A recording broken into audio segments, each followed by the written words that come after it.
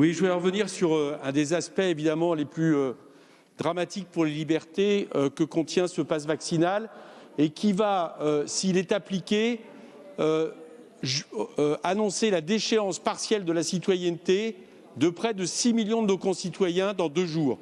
Déchéance partielle de la citoyenneté, comme l'avait d'ailleurs annoncé Emmanuel Macron, parce qu'à partir du moment où, selon votre état sanitaire, vous êtes privé de loisirs, vous êtes privé de sport, vous êtes privé de culture, vous êtes même, avec l'amendement imbécile que vous avez voté, privé éventuellement du droit politique, de certains droits au travail, c'est une déchéance partielle de la citoyenneté.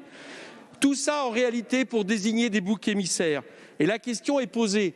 Qui, aujourd'hui, est le plus responsable de la contamination et de la manière dont courent Omicron et Delta ?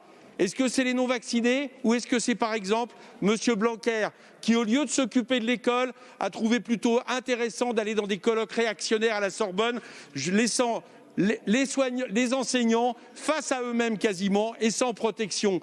Est-ce que c'est les non-vaccinés ou un gouvernement qui n'a rien anticipé et qui aujourd'hui, j'ai encore entendu M. Attal sur ma circonscription ce matin l'annoncer, nous explique benoîtement que les fournitures arrivent, les masques arrivent dans quelques semaines, c'est-à-dire après que l'épidémie, on peut l'espérer, ait eu lieu, c'est-à-dire à peu près comme la cavalerie, toujours en retard.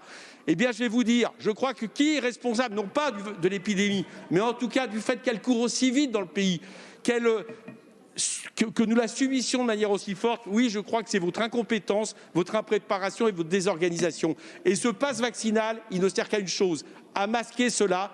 Mais soyez rassurés, je crois que les Français commencent à y voir de plus en plus clair. Je vous remercie.